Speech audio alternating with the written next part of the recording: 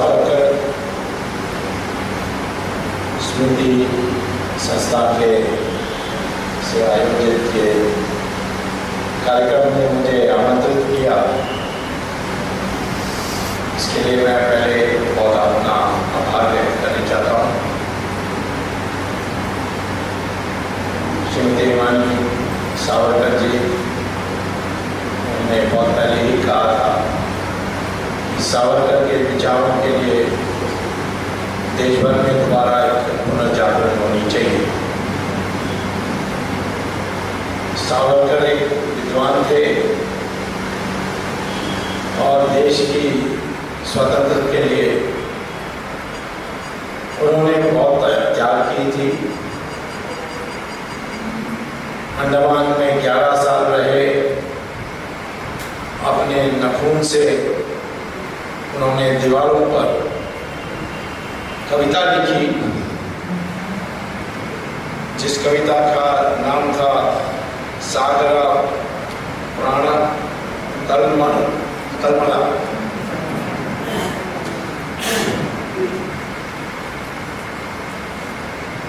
लेकिन 1947 के बाद धीरे धीरे हमारे देश की प्रशासन जवाहरलाल नेहरू के हाथ में आई और उसके बाद एक जवाहरलाल नेहरू की हीरो वर्शिप सरकार की तंत्रों से शुरू की। अब जवाहरलाल नेहरू को पंडित नेहरू कहते थे। उन्होंने कोई खास पढ़ाई नहीं की दूसरे की तुलना में। वैसे कैम्ब्रिज यूनिवर्सिटी में उनको जेंटलमैन क्लास की पास हुई थी और उसके बाद नेहरू परिवार में किसी ने अभी तक कॉलेज का कोई एग्जाम पास नहीं किया है। अब एक बार सोनिया ने झूठ बोल दी कि उसने कैम्ब्रिज में डिग्री पाई थी इंग्लिश में, वो भी सत्य प्रमाण में, माने एफिडेविट में, शपथ पत्र में जो कैंडिडेट को फाइल करना होता है एजुकेशनल क्वालिफिकेशन, उसमें उन्होंने ये झूठ लिख दी। अचानक मैं गया था कैम्ब्रिज यूनिवर्सिटी लेक्चर देने के लिए और जब मैंने पूछा उन्होंने कहा कि ऐसा कोई स्टूडेंट हमारे यूनिवर्सिटी में नहीं था। तो मैंने रजिस्ट्रार से एक चिट्ठी मांगी, उन्होंने चिट्ठी भी दे दी और उस समय के स्पीकर जो थे मनोहर जोशी, उसको कहा कि पार्लियामेंट के रिकॉर्ड में बायोडेटा में तो लिखा है कि इनको इंग्लिश में डिग्री है कैम्ब्रिज यूनिवर्सिटी से, बट यूनिवर्सिटी का चिट्ठी में दूसरा लिखा। तो मनोहर जोशी ने उस चिट्ठी को सोनिया के पास भेजा जवाब के लिए, तो उन्होंने जवाब यह दिया कि वो टाइपिंग मिस्टेक था जो कैंडिडेट के एफिडेविट में लिखा गया। अब कैंडिडेट टाइपिंग मिस्टेक कैसा हो सकता है? एक टाइपिंग मिस्टेक एक कॉमा फुल स्टॉप हो सकती है, और तो पूरा बयान sentence got a degree in English literature from the university of Cambridge England, ये पूरा ऐसा कैसा टाइपिंग मिस्टेक हो सकता है? यदि ये टाइपिंग मिस्टेक हो सकता है तो Guinness book of world record में वर्ल्ड लॉन्गेस्ट टाइपिंग मिस्टेक में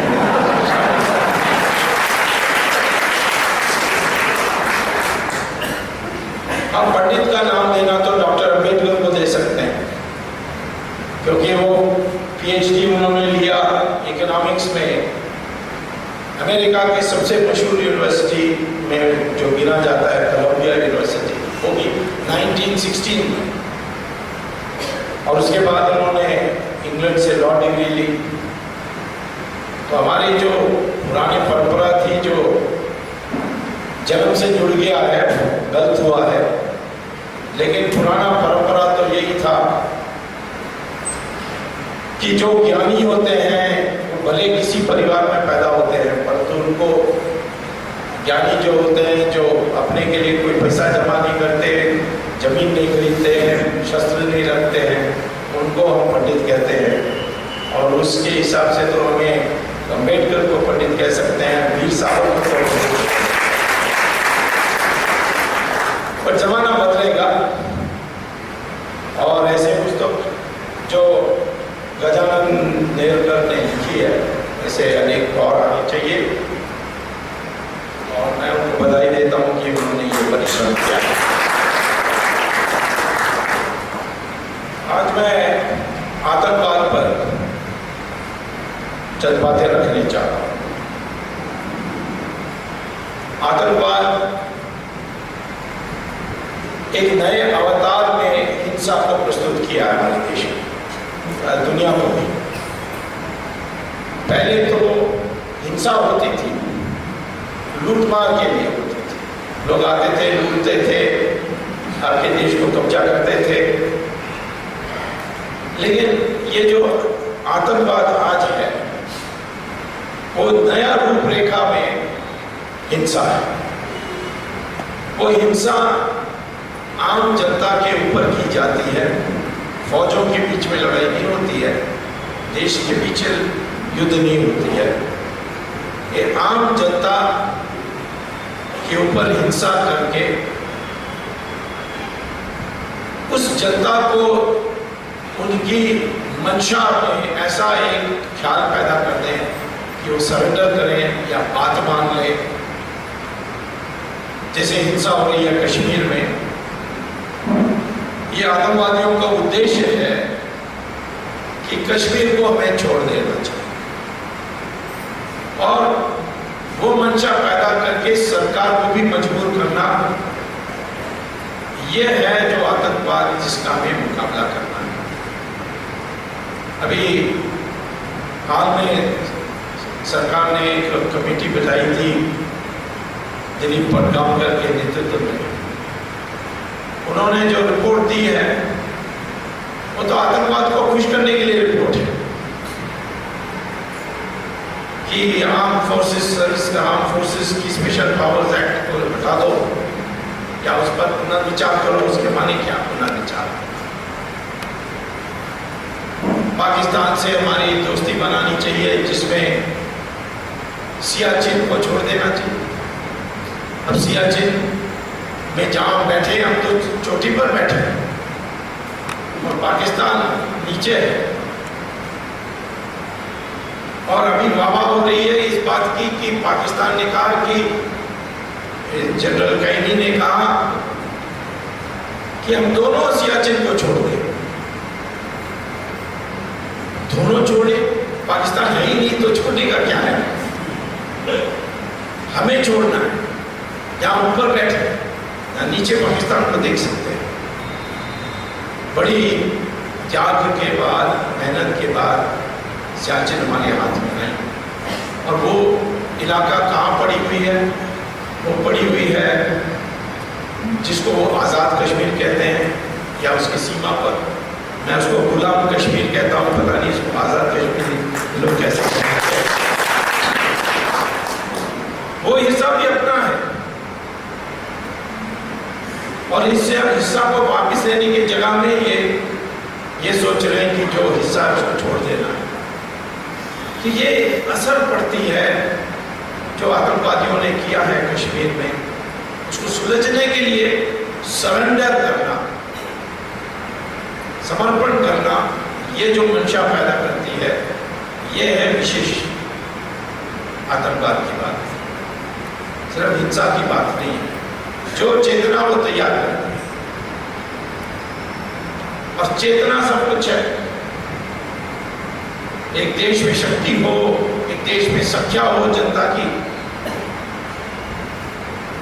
वो पर्याप्त नहीं है। संख्या से सारा कुछ हम पाए नहीं सकते। 100 करोड़ लोग हो सकते हैं, पर जब मंशा नहीं है उसके अनुरूप में, तो उसमें उस संख्या का कोई फायदा नहीं।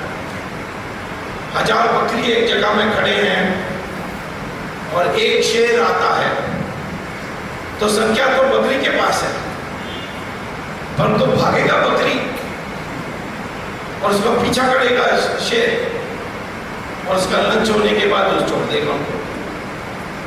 ये बकरी का हाल है संख्या होने के बाद। और शक्ति भी, जब तक मंशा नहीं है उस शक्ति को कैसा उपयोग करना है, उस शक्ति भी का कोई फायदा नहीं। सर्कस में 5 सिंह होंगे, पिंजड़े के अंदर होंगे एक दुबला पतला रिंग मास्टर आएगा और वो सिंह वो जो 5 लायंस हैं या सिंह हैं उनको कहेंगे ऊपर चढ़ो। एक एक सिंह के पास इतनी ताकत है कि पंजे से उस रिंग मास्टर को मारे तो ऊपर जाएगा, लेकिन वो आगे मानते हैं ऊपर चढ़ते। मैंने कई बार कहा है कि हमारे मनमोहन सिंह भी सर्कस का सिंह है। वो रिंग मास्टर आती है सोनिया गांधी और वो कहती है ऊपर चढ़ो, ऊपर चढ़ते, नीचे उतरो, नीचे उतर जाएगा। तो इतनी शक्ति, प्रधानमंत्री की पद की इतनी शक्ति होने के बाद भी वो उपयोग नहीं कर पाते,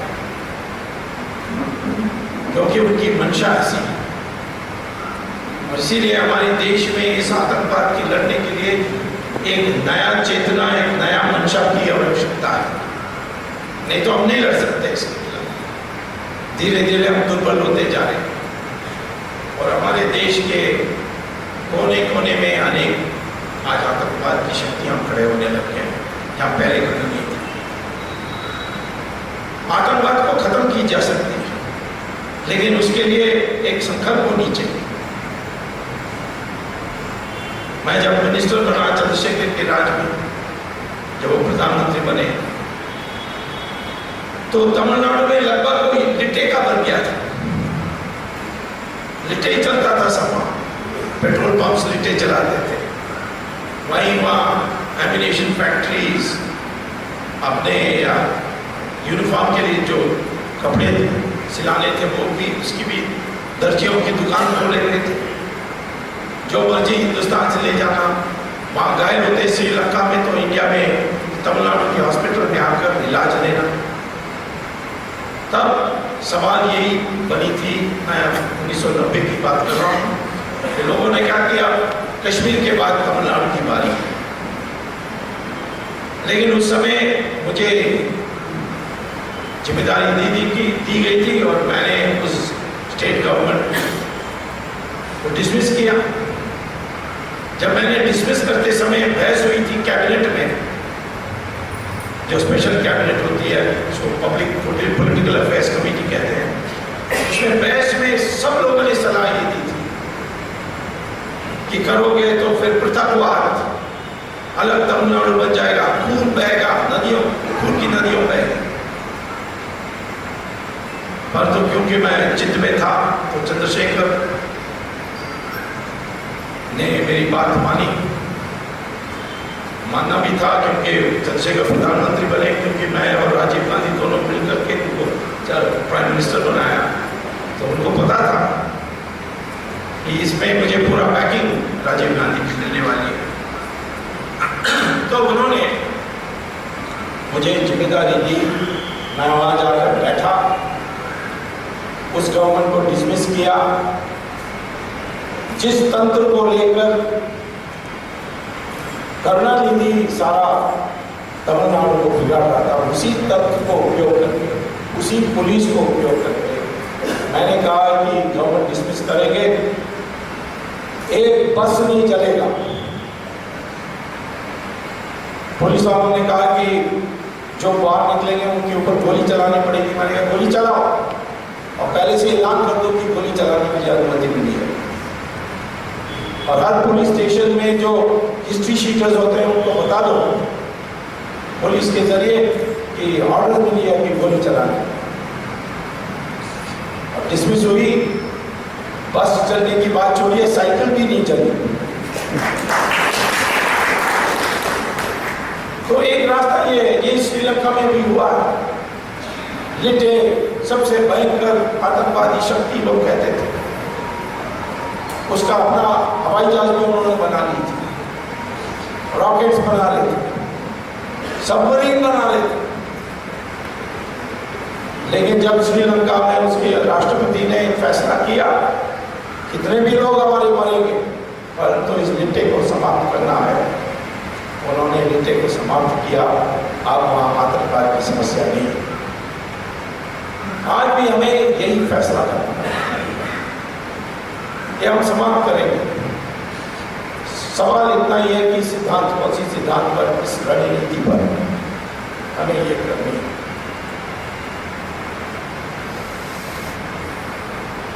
और हमारे देश में माओवादी भी आतंकवाद उल्फा का है, फिर नक्सलाइट का है, वो भी भिन्न है। जैसे नक्सलाइट महाराष्ट्र में है, जहाँ भी माओवादी आने लगे, और इस्लामिक आतंकवाद। अभी कैबिनेट सेक्रेटरी जो पहले थे नरेश चंद्रा, उन्होंने एक रिपोर्ट दी है कि पाकिस्तान खतरा नहीं है, नक्सलवाद खतरा है। अब इनमें कोई फर्क नहीं कर सकते, ये सब मिलकर काम कर रहे हैं। उल्फा का ट्रेनिंग लिटे ने किया था। माओवादी और क्रिश्चियन मिशनरीज की सांठगांठ उड़ीसा में देख सकते हैं, नेपाल में देख सकते हैं। तो इसीलिए एक आतंकवाद दूसरे से भयंकर है, ये कभी नहीं सोचना चाहिए।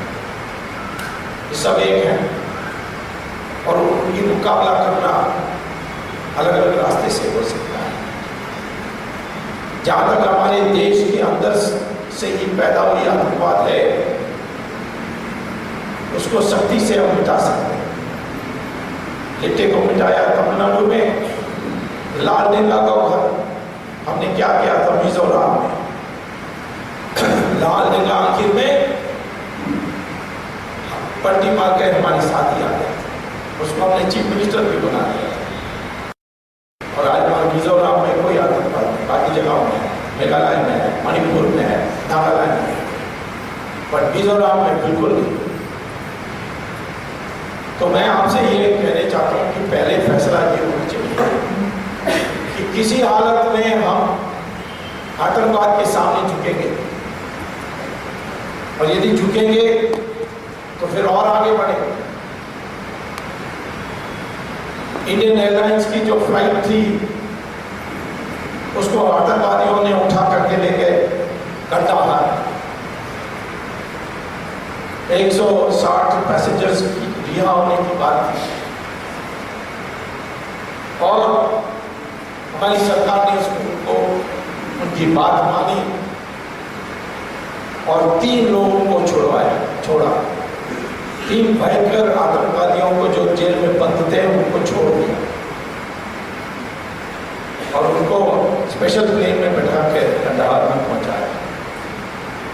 ये तीनों ने जाकर अलग संगठन बनाए। जैश ए मोहम्मद अजहर ने बनाई, लश्कर ए तोयबा और एक और संगठन, ये तीनों ने मिल करके 160 पैसेंजर्स तो हमने बचा ली समझौता करके, लेकिन ये 3 संगठनों ने मिल करके आज तक 4000 कश्मीरियों की हत्या की है आतंकवाद से। तो मिला क्या हमें एक समझौता से? तो इसीलिए समझौता से हम आगे नहीं बढ़ सकते। आतंकवाद को मिटाने के लिए फैसला करनी चाहिए, हम समझौता बिल्कुल नहीं करेंगे, जो भी कुछ हो समझौता नहीं करेंगे। ये फैसला होने के बाद ही आतंकवाद को मिटाने के लिए कदम उठा सकते हैं, लेकिन हम रोज समझौता करते हैं।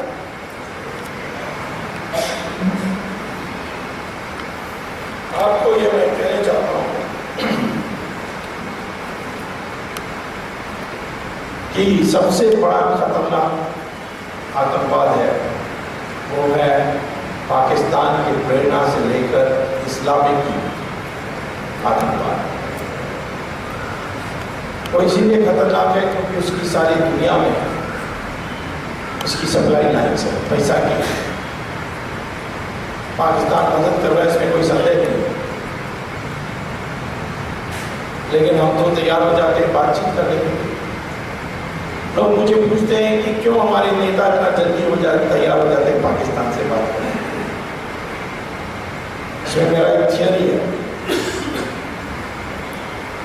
ये सारा जो 2G हो, CWG हो, या कोयले के मामला हो या तेल का मामला हो, जो भी हो जिसमें भी भ्रष्टाचार हुआ, ये भ्रष्टाचार का पैसा विदेशों में हमारे मंत्री लोग हवाला के जरिए बाहर भेजते हैं।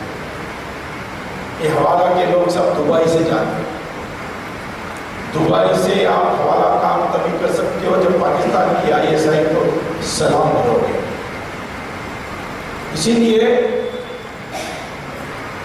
आज पाकिस्तान को पता है कि कौन सा मिनिस्टर के पास कितना पैसा कहाँ जमा किया, कौन से बैंक अकाउंट में, स्विट्जरलैंड में या कोई, तो हवाला लोग बता दे। तो पाकिस्तान के सामने ये खड़े हो गए। ये तो डरते हैं कहीं कल पेपर में ना छप जाए इस बैंक में इतना अकाउंट है।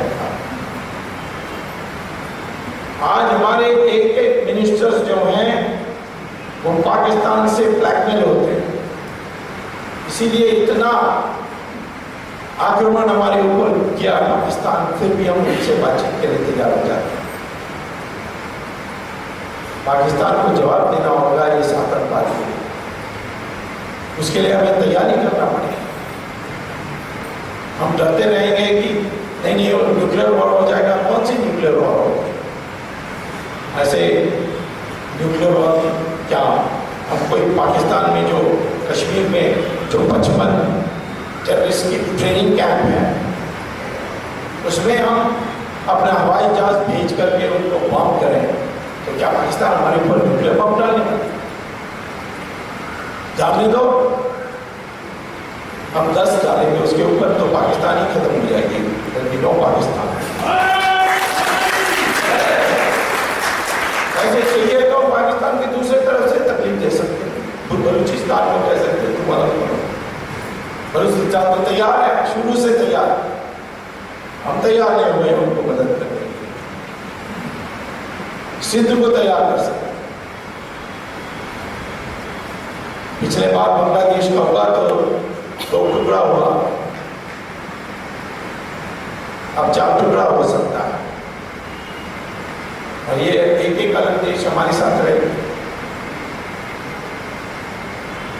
तो इसीलिए पाकिस्तान को भी समझना आना चाहिए कि ये हिंदुस्तान बर्दाश्त नहीं करेगी। आज तो उनके दिमाग में ये हमसे कहते हैं कि प्रूफ दो, हमारे लोग भी जाते हैं प्रूफ देने के लिए।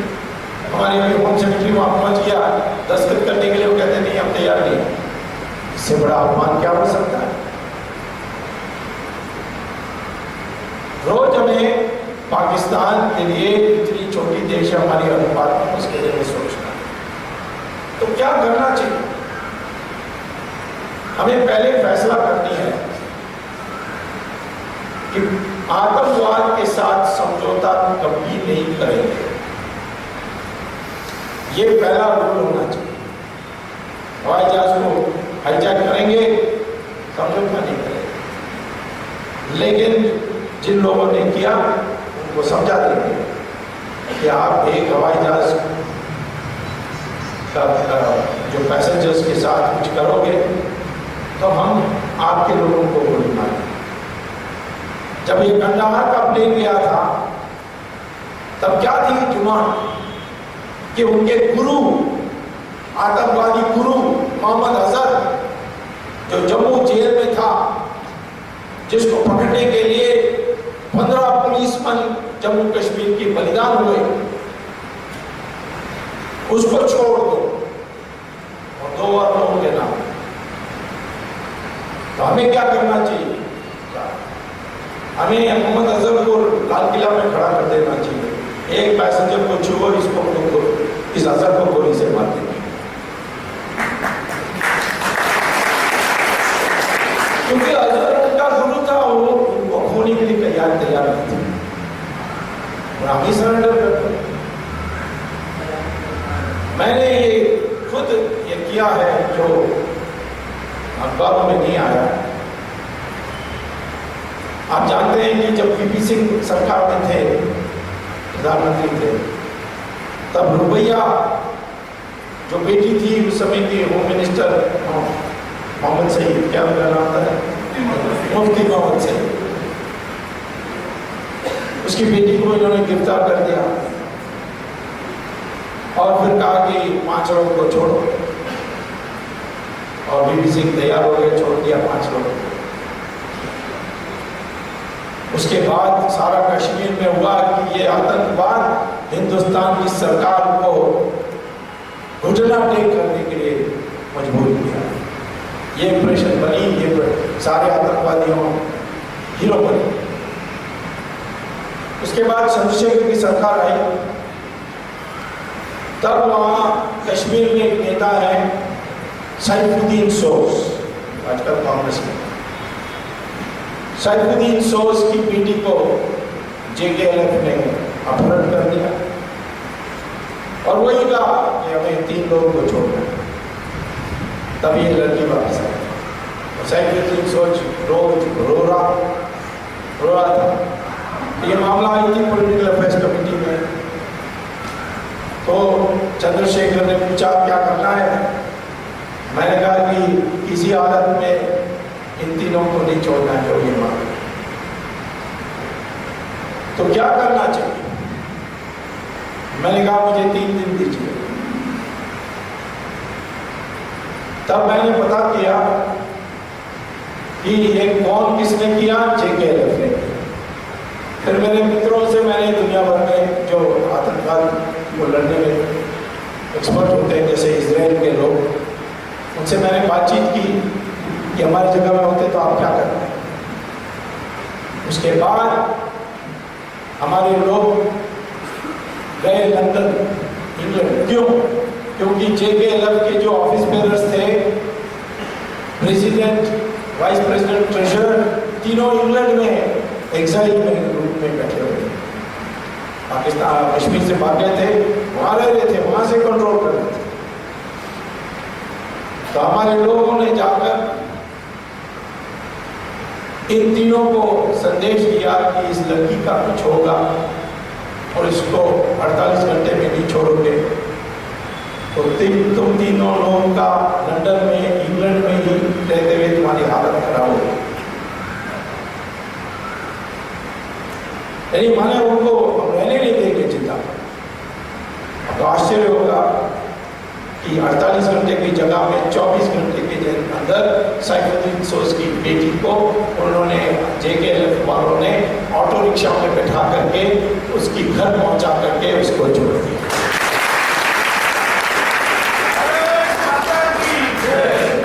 इसलिए मैं कहता हूं कि नेगोशिएट मत करिए, लेकिन उनको कहिए कि हम जवाब देंगे। कश्मीर में 5 लाख हमारे हिंदुओं को भगा दिया सरदारों के साथ। रेफ्यूजी कैंप में आज भी है। कितने साल हो गए? 13 साल हो गए।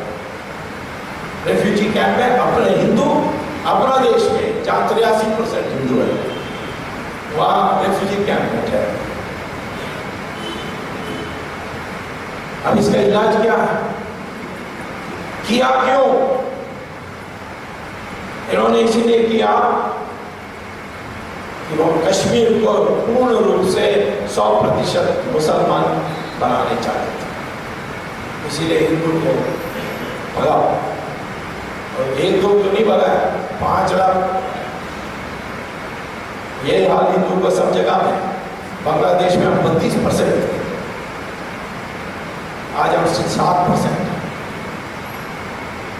बांग्लादेश की जो मुसलमान पॉपुलेशन उसका 1/3 हिंदुस्तान में घुसपैठ के रूप में आ गया, इन्फिल्ट्रेशन में आ गया। तो ये कश्मीरी पंडित के लिए क्या कर सकते हैं हम? उनको तो वापस नहीं जा सकते, वापस जाओ नहीं कह सकते, उनको मार देंगे। इसके जगह में, क्योंकि वो हिंदुओं को खाली करने चाहते हैं, इसलिए मैंने ये कहा कि हमारे जो भूतपूर्व सैनिक हैं, एक्स सर्विसमैन, वो लगभग 1 करोड़ है। उसमें 10 लाख ऐसे हैं जो आज भी युद्ध कर सकते हैं, जल्दी रिटायर हो जाते हैं। सर ब्रिगेड साहब एक बात है, आप ही करने के सिचुएशन। तो इस 10 लाख को छांटिए, उनको पैसा दीजिए, उनको हथियार दीजिए और कहिए जाकर कश्मीर में जाकर बसो। और जो भी कुछ आपने करेगा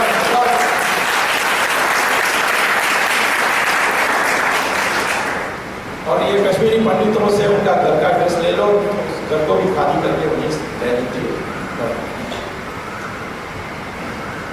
370 धारा की उल्लेख किसी ने मुझसे किया कि अरे वो कैसा कर सकते हो, 370 धारा लगी है। मैंने कहा 370 धारा क्यों लगी? इसीलिए लगी कि जो रिलीजियस कॉम्पोजिशन है वो बदलना नहीं चाहिए। जवाहरलाल नेहरू ने कहा कि ये नहीं होगा तो सारे हिंदू कश्मीर में जाकर बस जाए। आज तो उल्टा हुआ है, मुसलमानों ने हिंदुओं को भगा दिया। तो 370 धारा की उल्लंघन तो आतंकवादियों ने किया है। हम उसको रिस्टोर करने के लिए 10 लाख भेज रहे हैं। क्यों? क्योंकि आप 5 लाख भेजोगे तो हम 10 लाख भेजेंगे, कल आप 10 लाख भेजोगे तो 20 लाख भेजेंगे। तब इनको होश में आएंगे ये लोग, अक्कल आएंगे, कर सकते हैं। मैंने एक सर्विसमैन से बात की थी, उन्होंने कहा कि हम तो सिर्फ टेलीविजन पे देखते हैं, IPL देखते हैं, हमें मौका मिलेगा तो हम आपकी जय जयकार करेंगे।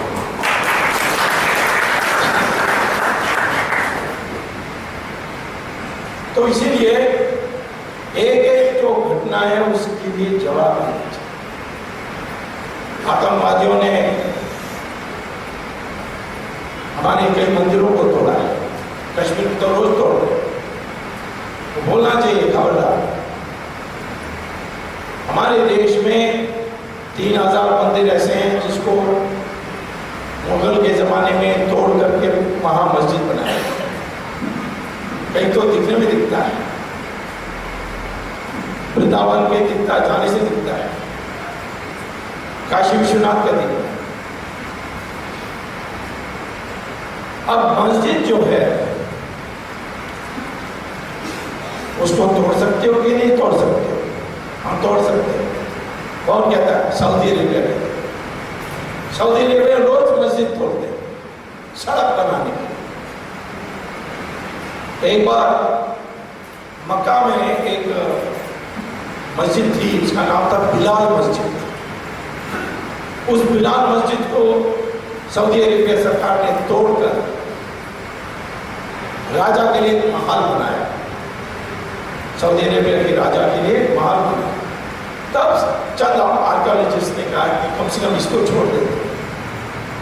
तब सऊदी अरेबिया की सरकार ने एक विज्ञापन निकाली, एक अध्यादेश निकाली, या यानी एक नोटिस निकाली कि खबरदार जो लोग ऐसे बोलते हैं वो मूर्ति पूजा के रास्ते पर आ गए। मस्जिद धार्मिक स्थल नहीं है, ये सऊदी अरेबिया का कहना है। मस्जिद नमाज पढ़ने का जगह है और नमाज कहीं भी पढ़ी जा सकती है, एरोप्लेन में भी पढ़ी जा सकती है। और इसीलिए मस्जिद को तोड़कर महल बन सकती है, सड़क बन सकती है।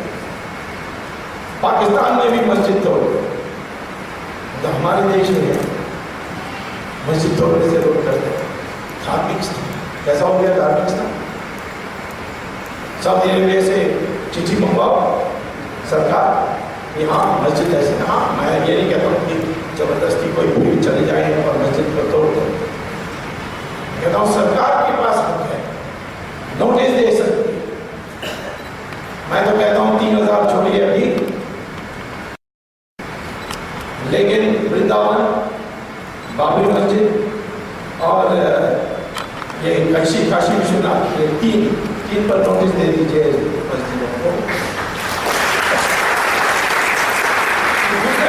दूसरा जगह बना के दे। राम जन्मभूमि में एक मजेदार बात बता, जिसने बनाया मस्जिद वो तब उसका नाम था मीर बाकी, और उसने मंदिर तोड़ के मस्जिद बनाया। अब तो सिद्ध हो गया क्योंकि आर्कियोलॉजिकल सर्वे ने जमीन खोदा तो देखा और मस्जिद मंदिर है, विष्णु मंदिर, राम मंदिर। तब उसने अपने एक मुतवाली को अपॉइंट किया। मुतवाली कौन होता है? सुपरिटेंडेंट होता है। और परंपरा के अनुसार, वारिस के अनुसार, जो मुतवाली होता है उसका बेटा मुतवाली बनता है, उसका बेटा मुतवाली बनता है। अब जो अमीर बाकी था वो शिया था, और ये मस्जिद शिया मस्जिद है। और उसके मुतवाली को ढूंढते ढूंढते आज उनको पता लगा कि वो सरयू नदी के उस पार रहता है। और उससे पूछा विश्व धर्म परिषद के लोगों ने कि ये बाबरी मस्जिद आपको चाहिए? उन्होंने कहा नहीं नहीं, मुझे नया बना दो यहाँ, और वहाँ राम मंदिर बना दो। तो क्यों नहीं बनाए? क्योंकि सुन्नी वाकफ बोर्ड आ गई पीछे, उसका कोई जगह नहीं, सुप्रीम कोर्ट में हाथ जाएंगे। लेकिन मैं मुसलमान को कहता हूँ कि भाईचारा का वातावरण पैदा करना है तो अपने आप तुम छोड़ दो बाबरी मस्जिद को, और वहाँ राम मंदिर बनने के लिए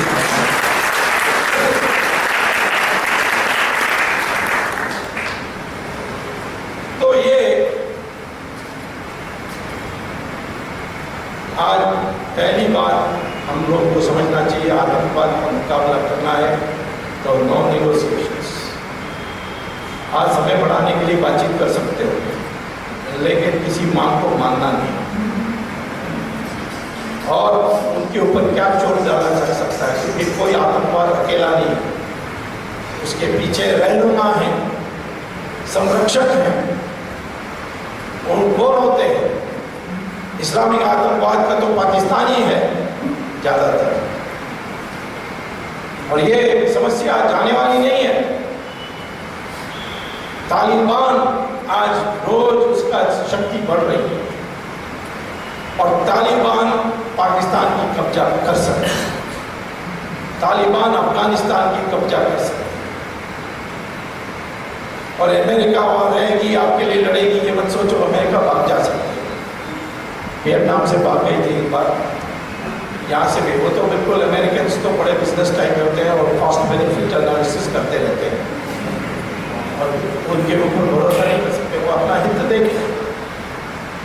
यदि तालिबान आ जाएगी पाकिस्तान और अफगानिस्तान, तो आपके साथ वो युद्ध करने वाले। क्यों? क्योंकि उन्होंने कहा है, क्या कहा है? हिंदुस्तान हमारी इस्लाम की अधूरा इतिहास है, और इसीलिए इसको पूरा करने के लिए हमें हिंदुस्तान में जंग छेड़ना है। क्यों अधूरा इतिहास है? क्योंकि जब मुसलमानों ने ईरान को कब्जा किया, उन्होंने 15 साल में उसको 100% मुसलमान बना दिया।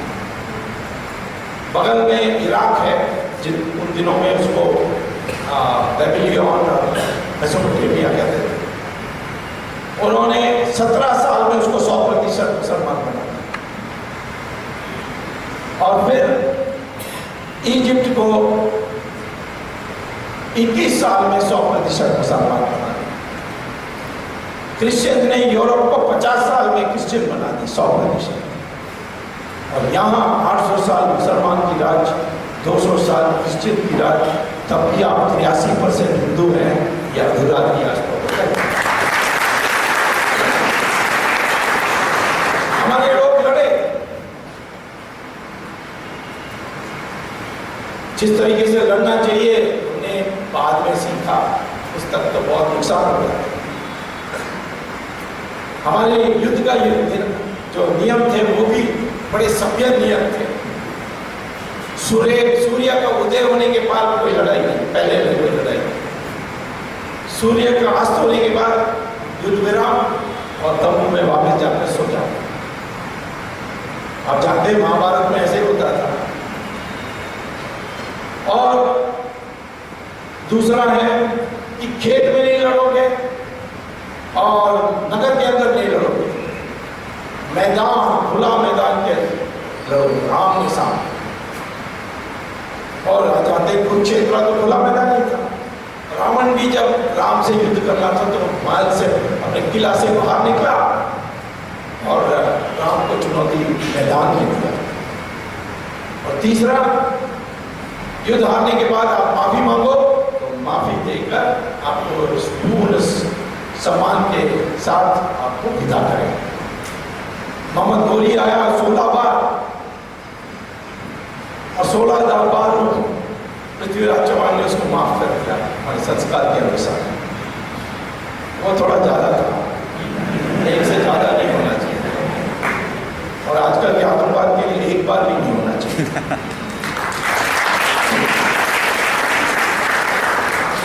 शिवाजी थे पहले जिन्होंने समझा ये बात।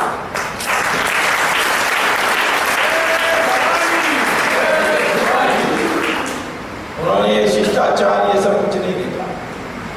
अफजल खान ने उनको दावत में बुलाया डिनर में, वो पूरी तैयारी के साथ गए थे, पंजे और उसको चेयर में डाल के, और जैसे इसने कहा गला लगाओ, उन्होंने इसका वध किया क्योंकि उसको पता था नहीं तो उनका वध होने वाला। इसीलिए शिवाजी विजय हुए। लेकिन हमारे लोगों ने लड़ना पसंद किया और हम लड़ते रहे, इसीलिए इस देश को 100% इस्लाम नहीं बना सका, मेजॉरिटी इस्लाम नहीं बना सका। और उसमें राणा प्रताप जिन्होंने कहा मैं घास की रोटी खाऊंगा, परंतु मैं झुकूंगा नहीं। उनके जो रिश्तेदार थे मान सिंह, तो जयपुर से आए थे उनको समझाने के लिए कि अकबर ने संदेश भेजा है कि तुम अकबर को बादशाह मान लो, सब लौटा दे। उन्होंने कहा मैं नहीं करूँगा। तो उन्होंने कहा देखो मैं महल में रहता हूँ, सुखी रहता हूँ, मैंने क्या माना है, सिर्फ अकबर को बादशाह माना। और तुम देखो क्या तुम्हारी हालत है, तुम घास की रोटी खा रहे हो। तब महाराणा प्रताप ने कहा मुझे क्या मिलेगा तुम्हें चिंता नहीं, भविष्य में सब माँ अपने बेटे के नाम राणा प्रताप रखेंगे, तेरे नाम रखेंगे।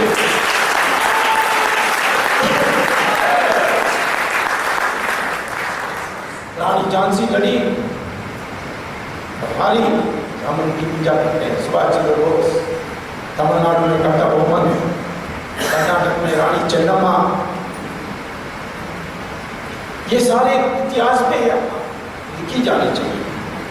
अंग्रेजों ने ऐसा इतिहास लिखा कि तुम्हारा दिमाग खराब हो जाए, तुम सर्कस के सीन बन जाओ सब। इस दृष्टि से लिखा कि तुम पिटते रहे। हमें विद्यार्थी बोलते हैं जब मैं भाषण देने की तरफ, क्या है हिंदू धर्म कितना अच्छा है, तो कैसे हम पिटते रहे। मैंने कहा काम पिटते रहे, भले हमारी शिष्टाचार में हमने मार खाई, और आज भी शिष्टाचार का समय नहीं है। हमें ये जो युद्ध है हमारे सामने, उसको जीतना है, और हमारी शत्रु कैसा है इसको समझना है। उसको पूरा करने से कोई फायदा नहीं। मुसलमान ऐसा है, मुसलमान वैसा है, पर तो मुसलमान को मैं बता ही देता हूँ कि तुम्हारा दिमाग साफ है, तुम जानते हो क्या चाहते हो। मुझे एक स्टूडेंट था सऊदी अरेबिया से, तो मैंने उनसे पूछा कि आपके सऊदी अरेबिया में हमारी जो मैकेनिक और ड्राइवर ये सारे लोग जा रहे हैं, वो मंदिर बना सकते हैं? क्या बिल्कुल नहीं। मैंने कहा दिवाली मना सकते हैं? नहीं। घर के अंदर नहीं। और अभी किसी ने मुझे बताया कि सत्यनारायण पूजा एक दिन कर दिया तो उनको छुट्टी कर दिया। हमारे एक मित्र हैं यहाँ बैठे हैं, और यदि मुझे एक पता है कि किसी ने नौकरी में अपने पॉकेट में रामचंद्र जी की फोटो रखकर रख दिया है। रामनवमी थी तो उन्होंने रामचंद्र जी की फोटो रखी, और बल्कि वो ट्रांसपेरेंट जैसा था तो दिख गया, उसको 22 दिन जेल में रखा। तो मैंने पूछा अपने स्टूडेंट से कि ये क्यों करते हैं? और क्या, क्योंकि हम दारुल इस्लाम में कोई और धर्म के लिए चला। फिर मैंने जब कुरान और हदीस और सिरा पढ़ी तो देखा कि मोहम्मद बड़ी साफ तौर से बता दूं कि दुनिया 3 हिस्से में बटी है। एक जहां दारुल इस्लाम है, माने जहां मुसलमान राज कर रहे हैं, जहां मुसलमान पावन है, वहां किसी को बख्शना नहीं है। चंद लोगों को छोड़ दो, जिम्मी बना करके गंदे काम करने के लिए समाज में सफाई का काम। लेकिन आमतौर पर किसी को किसी और धर्म को करने नहीं देना, मिटा देना है, मार देना है, खत्म कर देना है, इसको दारुल इस्लाम है। जहां मुसलमान पावर में नहीं है वहां उसको दारुल हरब कहेंगे यदि मेजॉरिटी वहां बिलबिला है, जैसे हिंदुस्तान का है। मगर लिपापोती जो हम करते रहते हैं, ऐसे मेजॉरिटी, यदि मेजॉरिटी में एकता है तो उसको दारुल अहद कहते हैं। दारुल हरब में मोहम्मद कहता है मुसलमानों को, मांगते रहो, मांगते रहो। पहले कहो यूनिफॉर्म सिविल कोड नहीं चलेगा, चलो मिल गया, अब फिर रिजर्वेशन मांगो, मिल गया फिर और कुछ मांगो, और जो भी करना करो। हमारे देश में यही हो रहा है। जिस देश में मेजॉरिटी यूनाइटेड है, उसमें एकता है, वहां मोहम्मद क्या कहता है? मेजॉरिटी से लड़ो मत, सरेंडर करो। ऑस्ट्रेलिया में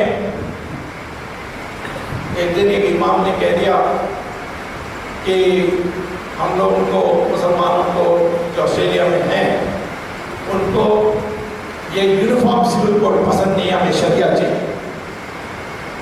तो दूसरा दिन वहाँ एक महिला प्राइम मिनिस्टर है, उसने कहा कि आपको शरिया चाहिए, फिर दूसरा देश ढूंढो, यहाँ नहीं मिलने वाला है। वो बयान आते ही सारे मुसलमान को समझ, उन्होंने बयान दिया कि ये इमाम पागल है, हम सब लोग यूनिफॉर्म सिविल कोड से बहुत सुखी हैं, ये वही चाहिए। ऑस्ट्रेलिया में यूनिफॉर्म सिविल कोड है, अमेरिका में यूनिफॉर्म सिविल कोड है, हमारे देश में क्यों नहीं? तो शरिया के खिलाफ है। तो शरिया के खिलाफ है तो फिर यूनिफॉर्म क्रिमिनल कोड कैसे हमारे देश में? शरिया के अनुसार कोई पकड़ा जाएगा चोरी करते हुए तो उसका हाथ काट देंगे, परंतु हमारे क्रिमिनल कोड में ऐसा नहीं है। उसके लिए पहले FIR होगा, उसके बाद पकड़ेंगे, फिर उसकी जांच होगी, फिर सुनवाई होगा, कोर्ट में बहस होगा, और हो सकता है विटनेसेस भाग जाएंगे तो छोड़ भी देंगे। ये लंबा प्रोसेस है हमारा, लेकिन उसको मुसलमान मानता है हाँ यूनिफॉर्म क्रिमिनल कोड होना चाहिए। शरिया वहीं लगाएंगे जहां मुसलमान मेजॉरिटी। हमारे देश के अंदर कश्मीर में आजकल शरिया चलती है, केरल में 2-3 डिस्ट्रिक्ट में शरिया चलती है। जिस जगह में छोटी सी जगह भी हो मुसलमान मेजॉरिटी में है तो वहां जाकर देखो हालत हिंदुओं का।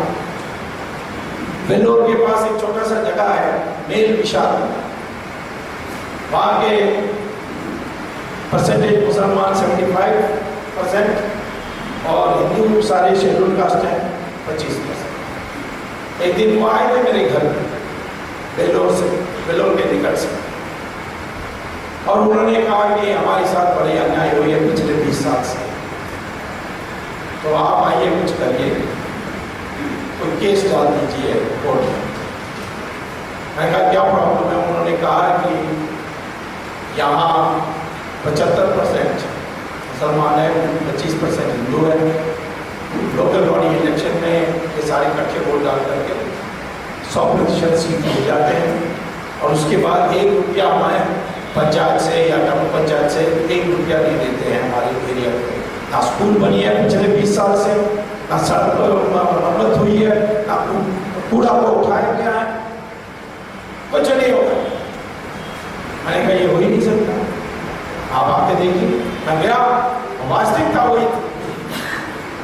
फिर मैंने कहा आपने अर्जी लिखी, पिटीशन लिखी, और कहाँ लिखी है, इतनी बड़ी फाइल निकाली।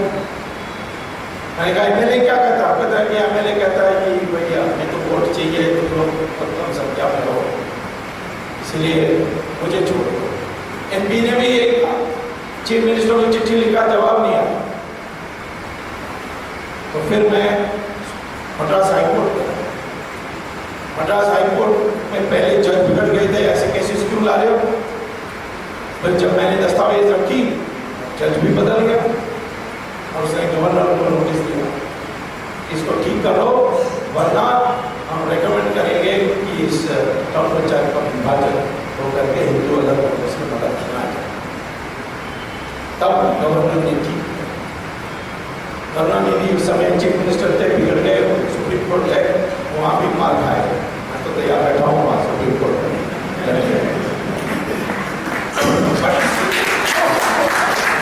इसके लिए हमें कोर्ट जाना पड़ा। हर चीज के लिए हमें इस देश में हिंदुओं के लिए लड़ना पड़ रहा है। राम सेतु 2 साल मैंने बहस की थी। क्या मेरी मांग थी कि राम सेतु तोड़े बिना एक कनाल बन सकती है,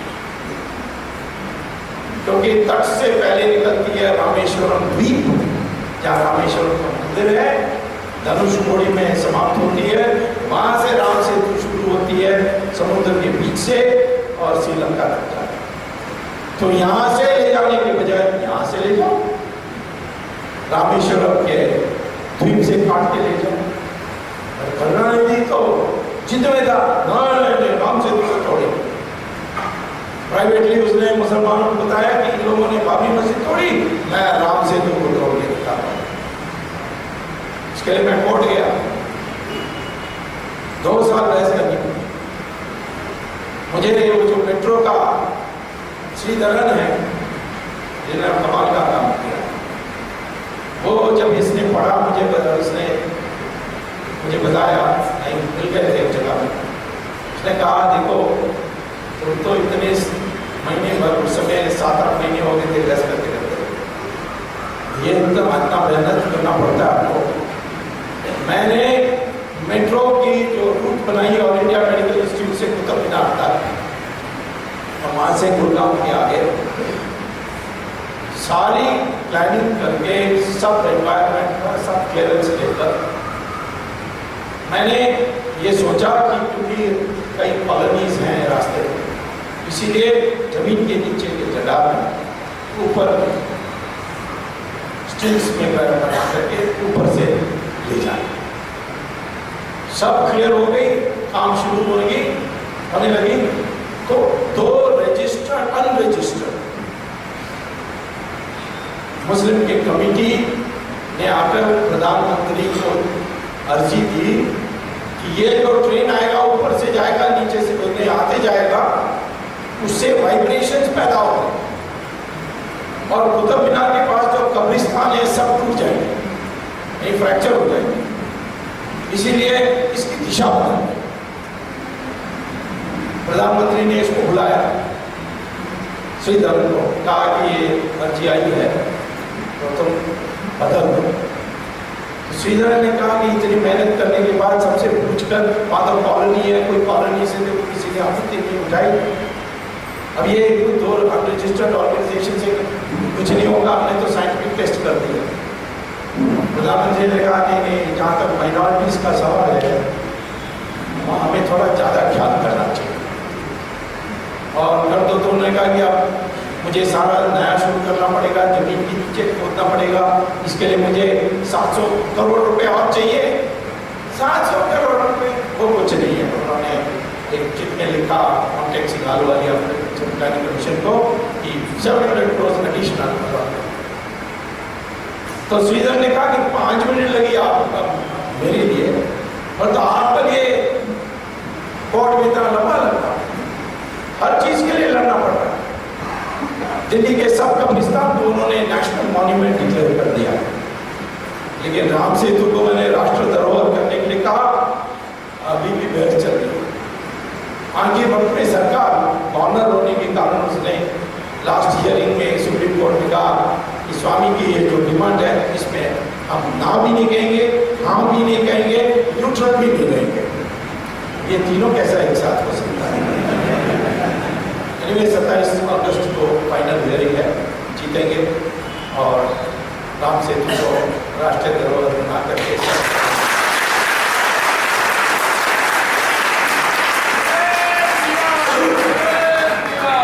तो मैं ये इसलिए कह रहा हूं कि मुस्लिम का माइंड क्लियर है, मेजॉरिटी में है तो जगह नहीं आती। भले वहाँ सऊदी अरेबिया में मस्जिद तोड़ते हैं पर यहाँ नहीं कर लेते। भले हम यहाँ माइनॉरिटीज के लिए अलग अलग चीजें मांगेंगे, वहाँ नहीं मिलेगा, उसका अब तुलना नहीं कर सकते। और जैसे ऑस्ट्रेलिया में गवर्नमेंट ने कहा कि दूसरा देश ढूंढो, गवर्नमेंट ने कहा नहीं हम सब तैयार हैं। उसको मोहम्मद ने कहा है अल तकिया, उसको कॉन्ट्रैक्ट कहते हैं। जब मेजॉरिटी स्ट्रांग हो जाती है उस समय आपको झुकना चाहिए, जिंदा रहने के लिए झुकना चाहिए।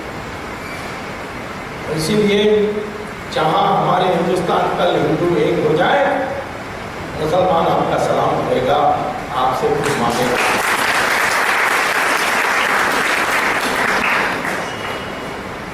मैं मुसलमान के विरोधी नहीं हूं। क्यों विरोधी नहीं हूं? क्योंकि वो सब हमारे खून के हैं, उनका पूर्वज हिंदू है। ये कैसा मैं जानता हूं?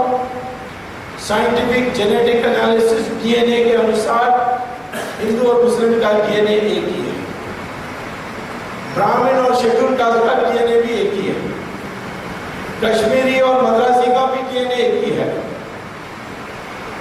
राज ठाकरे और यूपी टैक्सी वाला का भी डीएनए एक ही है। हमें कोई फर्क नहीं, हम कहीं बाहर से नहीं आए। ये आर्य द्रविड़ सब बकवास है, ये अंग्रेजों ने पैदा किया। हाँ, रंग का फर्क हो सकता है क्योंकि धूप में ज्यादा होने के रंग बदल जाए, वो तो पिगमेंटेशन है, उससे रेस नहीं बनती। रेस बनती है खून से बनती है। मैं मुसलमानों से पूछता हूँ कि तुम्हें क्या आपत्ति है ये कहने में, और वो भी गर्व से कहने में कि मेरा पूर्वज हिंदू है, इसलिए ये मिट्टी का मैं भी हूं जैसे आप हैं, कहने में क्या पाप? प्राइवेटली सब मानते हैं, पर मुल्ला नहीं मानता है। वो समझता है कि एक दिन ये सब मानने लगेंगे तो फिर दूसरा दिन ये हिंदू ही बन जाएंगे।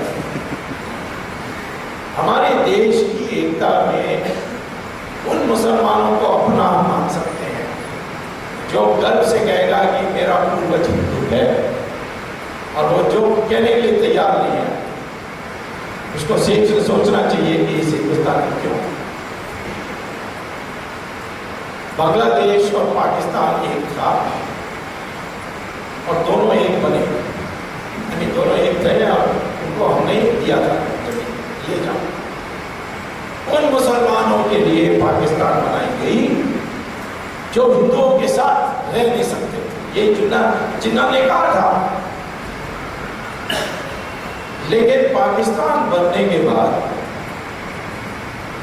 दो टुकड़ा होने के बाद बांग्लादेश में जो भी मुसलमान थे उसमें 1/3 हिंदुस्तान में वापस आ गया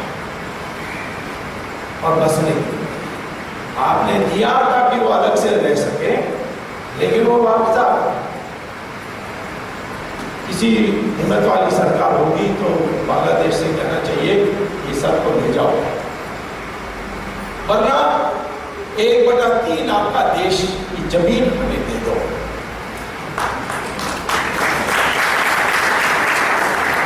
तो मिलिट्री का एक सीनियर ऑफिसर ने कहा कि बहुत बड़ी बात है, अच्छी बात है। मैंने कहा क्यों? कहता कि हमें आज रोज डर होता है कि हमें आसाम, बंगाल से आसाम जाना है तो घूम के जाना होगा, और एक पतला सा जमीन का हिस्सा है उसको चिकन नेक कहते हैं, ऊपर है चाइना, नीचे है बांग्लादेश, और वो कट जाए तो आसाम गया। तो इसीलिए मैंने नक्शा देखा कि खुलना से खींचेंगे तो जमीन उसका जो ऊपर है वो 1/3 है। तो एक दिन हमें सेना को भेजना चाहिए सिलेट से खुलना तक और ऊपर का सारा जमीन अपना बनाना चाहिए, यदि बांग्लादेश अपने लोगों को वापस बर्दाश्त करते आए हैं। तो आज हमें सोचना है, आतंकवाद हमारी कमजोरी के कारण है। जहां भी शक्ति की है हमने, वहां आतंकवाद खत्म हो गया। मिजोरम में खत्म हुई, तमिलनाडु में खत्म हुई, श्रीलंका में भी खत्म हुई। समझौता नहीं करना, भले नक्सली हो, उल्फा हो, जो भी हो, हाँ जो छोड़ के आएंगे उनको लेने के लिए कोई समस्या नहीं, जो त्याग करके आएंगे उनको लेने में और उनके लिए उनको दोबारा रिहैबिलिटेट करने में कोई प्रॉब्लम नहीं। लेकिन हमारी दिमाग बननी चाहिए कि हम झुकेंगे नहीं, इसके लिए लड़ेंगे। और दूसरे लोगों को भी जानना चाहिए कि आप लड़ने के मूड में, और इसके लिए एक नया चेतना की आवश्यकता है।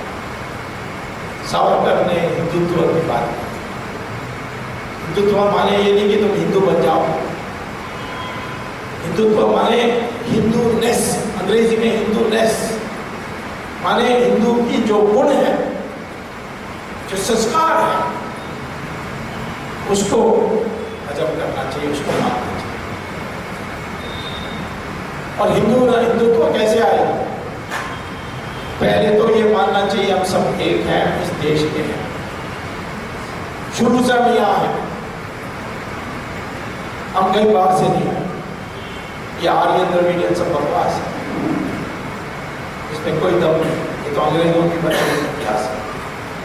और मैं चैलेंज करने के लिए तैयार हूँ, कोई भी हिस्टोरियन आ जाए। आजकल जो सारे हिस्टोरियंस अंग्रेज के जो बड़े शिक्षित लोग हैं, जो विद्यार्थी रहे अंग्रेजों का, जैसे मिला थापर, ये सब अब छोड़ दिया, कहते नहीं हम अब आर्यन द्रविडियन को विश्वास नहीं।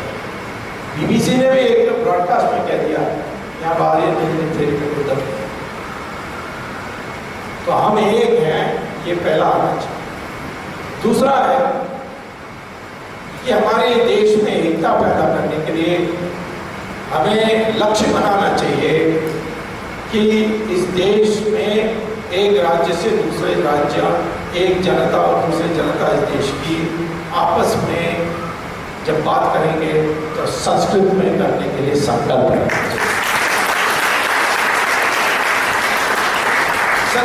संस्कृत तुरंत आने की आवश्यकता नहीं है। हिंदी के जो शब्दावली, जो शब्द है, उसको संस्कृत निश्चित करते जाना चाहिए। क्यों? क्योंकि सब भाषा में संस्कृत शब्द है। बंगाली में है, गुजराती में है, मराठी में तो बहुत है,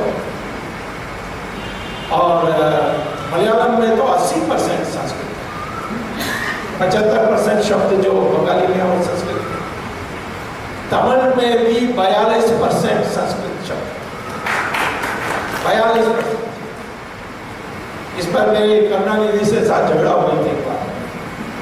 मैंने कहा तुम्हारा नाम ही संस्कृत है, तुम क्या झगड़ा करने वाले हो? हम आज इलेक्शन सिंबल को संस्कृत में चिन्ह कहते हैं और तमिल में चिन्हम कहते हैं। DMK का इलेक्शन सिंबल है चढ़ती हुई सूरज, उसको तमिल में कहते हैं उदयन सूर्यन। हर भाषा में संस्कृत की शब्द होने के कारण ये निकटता है, तो संस्कृत हिंदी को शुरू में करते जाना चाहिए। शंकराचार्य ने किया था जब बुद्धिस्ट धर्म पर उन्होंने शास्त्रार्थ से विजय प्राप्त किया, तो उनके शिष्यों ने कहा कि क्या हम पानी को खत्म करें? उन्होंने कहा नहीं, पानी को खत्म नहीं करना। उसकी शब्दावली में, शब्दों में संस्कृत जोड़ते जाओ और थोड़े दिन में पानी संस्कृत दोबारा बन जाएगी। और यही हुआ, दोबारा संस्कृत आई थी बात। आज हिंदी में संस्कृत शब्दों को जोड़ते उपयोग करते जाना चाहिए, और धीरे धीरे संस्कृत बन जाएगा। इसका फायदा क्या है?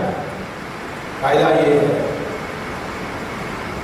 कि पहले दुनिया में एक राय हो गए सब कि आगे कंप्यूटर के साथ जो आधुनिक शोध है उसके लिए संस्कृत आवश्यक है। एक किसी ने कहा, नासा के रिसर्च, आप जाकर अपने इंटरनेट में, गूगल में इतना ही लिखिए संस्कृत एवं, यानी संस्कृत एंड नासा, और आपको सारा मिल जाएगा। नासा ने क्या कहा कि ज्ञान सबको मिलती है जीवन में, पाते हैं ज्ञान पाते जाते हैं, और फिर मर जाते हैं, उसके साथ ज्ञान भी बढ़ जाता है। इसीलिए रिटायर होने के बाद संस्कृत के कंप्यूटर के सामने बैठकर बोल लीजिए मैंने क्या सीखा है इस जीवन में, और उस सबको अलग अलग भाषा में लोग बोलेंगे और सबको उसका एक ग्रंथ बनाना चाहिए, इसके समन्वय करके ग्रंथ बनाना चाहिए। वो ग्रंथ किस भाषा में होना चाहिए, इसके लिए रिसर्च हुई थी नासा में। अंग्रेजी को रिजेक्ट कर दिया, उन्होंने कहा कि अंग्रेजी का कुछ पता ही नहीं है, पीयूटी पुट है, पीयूटी पट है, इसमें ठीक से कुछ आता नहीं। निमोनिया का सामने पी है, उसका पर हम बोलते ही नहीं है, क्योंकि निमोनिया लिखते हैं पी में। तो उन्होंने कहा कि कौन सा ऐसा लिपि है जिससे जो ध्वनि आती है, जो वाणी है, वो बिल्कुल स्पष्ट होती है। और 20 साल की रिसर्च के बाद journal of artificial intelligence, journal में नासा के जो टॉप कॉस्ट डायरेक्टर हैं रिक ब्रिग्स, उन्होंने लिखा है कि नया भाषा ढूंढने की जरूरत नहीं है, संस्कृत है जो संस्कृत पढ़ाना कंपल्सरी कर दिया नासा में। और जॉर्ज बुश ने भी जाते जाते कहा कि जो भी कॉलेज संस्कृत पढ़ाएगी उसके लिए स्पेशल फेडरल ग्रांट्स देंगे। आज मैंने CNN की जो अमेरिकन टीवी है उसमें देखा कि वहाँ अमेरिकन ने मांग की है कि ओलंपिक कमेटी योगा को भी एक्सपोर्ट माने। वो मांग रहे हैं, हम नहीं मांग। आप वो करने के बाद फैशन हो जाएगा तब हम नहीं मांग करते हैं। वो पहले संस्कृत सीखे तो फिर बात कर सीखे। हमारे सारे जो भंडार है ज्ञान का, उसका फायदा उठा रहे हैं। मुझे एक मशहूर टीम, मेडिकल टीम ने बताया कि हमने रिसर्च किया कि ये अल्जाइमर डिजीज जो है, जो बायोवृद्ध लोगों के लिए उनकी सारी मेमोरी, स्मरण शक्ति सब चली जाती है, वो इंडिया में इतना कम क्यों है? जहाँ इतनी बीमारी है, सब प्रकार की बीमारी है, वहाँ अल्जाइमर क्यों कम है? और रिसर्च करने के बाद उन्होंने क्या कहा कि कारण है कि हिंदुस्तान के खाने पीने में हल्दी बहुत यूज करते हैं, और हल्दी के कारण अल्जाइमर नहीं होता। और इसीलिए आज अमेरिका में सब पागल हो गए हैं इंडियन करी खरीदने के लिए, खाने के लिए। कोई रेस्टोरेंट में जाएंगे, पहले पूछेंगे अमेरिकन कि करी है या करी, तो वो जानते करी में हल्दी हो गई। जो लोग अपना मनस में शांति चाहते हैं वो भी हिंदुस्तान आने लगे अमेरिका से। बड़े बड़े अमीर लोग, श्री रविशंकर के आश्रम में जाकर देखिए कितने लोग हैं, जब साईं बाबा थे कितने लोग थे। अमेरिका के सबसे मशहूर फिल्म एक्ट्रेस जूलिया रॉबर्ट्स एक दिन आई थी शूटिंग के लिए।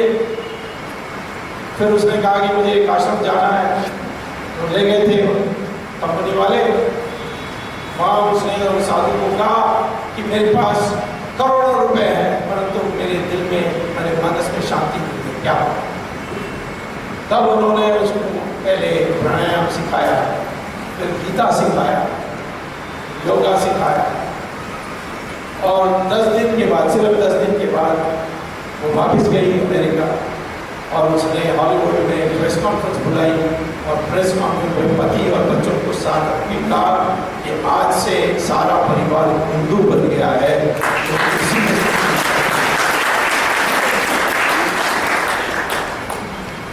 तो कल सारे हिंदू वहां बन जाएंगे, आप लोग सेक्युलर बन जाएंगे। किसी को समझ में नहीं आती सेक्युलरिज्म क्या है। मैं ये इतना कहता हूँ कि एक विराट हिंदुस्तानी पैदा करने की हमारी मंशा होनी चाहिए। यही सावरकर ने कहा था।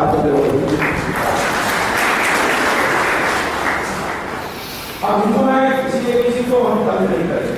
हम 100% थे तो फांसी आए यहूदी आए तो जगा दिया, मुसलमान भी आते हैं उसी प्रकार से जगा वो आकर हमारी दूर किया, किया क्रिश्चियन भी कोई किया। 100% जब हम हिंदू थे अपने किसी को मानते हैं कि सारे धर्म से भगवान माफ हो सकता है। नहीं कहते कि सारा धर्म बराबर है, हम कहते सारे धर्म से भगवान माफ हो सकता है। इसीलिए हम लोग धर्म से हिंदू अपने को माने, इसलिए माने नहीं है कि मुसलमान लोग हो जाएंगे, कम्युनल हो जाएंगे। कम्युनल तो क्या है? अच्छा है जो ये सोचेंगे तो सुधारने के लिए मुझे आज जाति व्यवस्था को समाप्त करना है, सबको अपने को हिंदू ही करना चाहिए और कुछ नहीं करना चाहिए। इस तरीके से सोचेंगे तो कोई बुरा नहीं ना। किसी मुसलमान के साथ अन्याय वो माने, कोई अन्याय हो जाए मुसलमान की आवाज। मैं अभी हशीपुरा में नरसिम्हा हुआ था सरकार की, और 25 साल पहले हुआ तो मैंने पहले दिखाया। 25 साल पहले लोगों ने मेरे पास बुलाया। अब नए रिकॉर्ड्स के अनुसार जब जूनियर मिनिस्टर था उसके ऊपर ये नसीहा हुआ, उनके बाद दिलचस्पी हो गई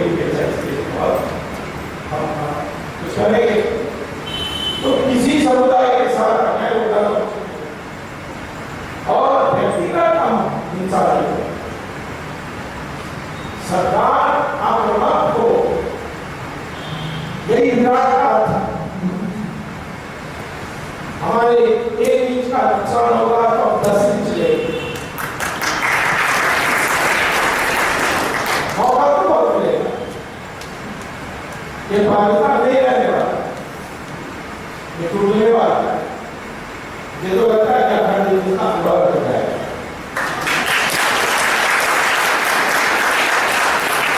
पाकिस्तान के जो पढ़े लिखे लोग हैं सब आपके हिंदुस्तान में वाले तालिबान से हमारे देश के समाज एक समय में इतना विस्तार था। आपको पता है कि कैकेयी जो रामायण है वो तो ईरानियन थी, ईरान से आई, गद्दारी कटार से आई। अब सीमित हो गए हैं, अब तो इतिहास चक्र बदलती है, लेकिन मंशा के बिना हम कुछ नहीं कर सकते। इसीलिए आज सावरकर की स्मरण करना है। तो क्या उन्होंने किया? 1857 को किसी ने सही दृष्टिकोण दिया था तो सावरकर ने किया था। वो नहीं होता तो हमारे इतिहास में तो चेतना नहीं आती। नेहरू को सत्यवादी हिंसा करते थे, जलन बहुत जल्दी आती, मेरे उनको पसंद ही नहीं करते। भले अम्बेडकर को 3 बार डिपॉजिट कराया, डिपॉजिट उसको दबा करके उसको चुनाव कराया, क्योंकि अम्बेडकर वैसे ज्यादा पढ़े थे। ये नेहरू परिवार से ऐसे ही एक ही एक्सेप्शन था, वो राजीव गांधी, उसकी पता क्या हुआ, कैसा बना, अभी भी जांच बाकी है, सही जांच बाकी है। उसकी विधवा ने अपनी बेटी को भेज दी जेल में, तो नवीन जी से मिलने के लिए सोनिया गांधी को मैं सोनिया गांधी कभी नहीं कहता हूँ, मैं विश्वकर्मा कहता हूँ, क्योंकि आते आते सब बढ़ते गए। पहले संजय वाला, फिर इंदिरा गांधी वाली, उसके बाद राजीव गांधी, और उसके सारे जीवन झूठ है। असली नाम सोनिया नहीं, एंटोनिया। तो सोनिया जिस जगह में पैदा हुई वो पार्लियामेंट के रिकॉर्ड में होता जगह थी। क्यों? क्या पता बन जाएगा यदि असली जगह पर चल जाएगा तो उसे कहा कि मैं पढ़ी क्यों इंग्लैंड में यूनिवर्सिटी से ही 5वीं क्लास पास ये अगर ये 5वीं क्लास पास तो क्यों बोल रहा है? उसके पास 1 लाख करोड़ रुपए का है विदेशी बैंक में जमा। हर दिन में वो पैसा विलासराव देशमुख को चीफ मिनिस्टरशिप पे हटाना है क्योंकि वो हर महीने 20 करोड़ देता है। चीफ मिनिस्टर से पैसा नहीं आता, हवाला के जरिए विदेशों में जाता है। ये हमारे देश के लिए अंदर लड़ाई और बड़ा खतरा है। जितने आतंकवादी बाहर से आए हमारे देश का क्या हाल कर दिया, प्रधानमंत्री के पद को जोक बना दिया और वो बेटे को बिठा नहीं सकते। उससे राहुल जैसे फोटो मैंने जेल में देखा ऐसा लोग मुझे कहते हैं कि मनमोहन सिंह के बारे में क्यों कहा नमक हो, क्योंकि चले जाए तो कौन आएगा, इससे बुरा नहीं होता है। नया चुनाव आ जाए तो कोई वजह परंतु इसको हटा के सुधरने वाला नहीं कहा। तो मैं आपसे कहना चाहता हूँ कि आतंकवादी के खिलाफ लड़ने के लिए विराट मंचा की आवश्यकता है। विराट हिंदू की जब मैं बात करता हूँ इसलिए कहता हूँ उसमें मुसलमान रिश्ते जुड़ सकते हैं यदि वो स्वीकार करें कि वो उनका पूर्वज थे। यदि ये विराट हिंदू चेतना पैदा करनी है तो चुनाव के जरिए ही पैदा हो सकती है। क्यों? क्योंकि आज जो लोग तुष्टिकरण कर रहे हैं उनका वे कारण है कि वोट आपको थोक में मिल जाएगी मुस्लिमों से और हिंदू बढ़े रहेगा, उसके आधार पर जीत नहीं सकते। मुलायम सिंह यादव के वोट पर जीत नहीं सकता, इसलिए वो मुसलमान बनाने की कोशिश करते। तो जिस दिन हिंदू इकट्ठा हो जाएगा सब हिंदुओं की बात करनी शुरू कर देगा। एक चुनाव में हो जाए बस, इस आने वाले चुनाव जल्दी आने वाली है, इस साल के अंदर आ सकती है। और यदि अभी राष्ट्रपति चुनाव होने वाला है और मैं समझता हूँ कि हम सब लोग प्रयास करना चाहिए कि राष्ट्रपति चुनाव को दोबारा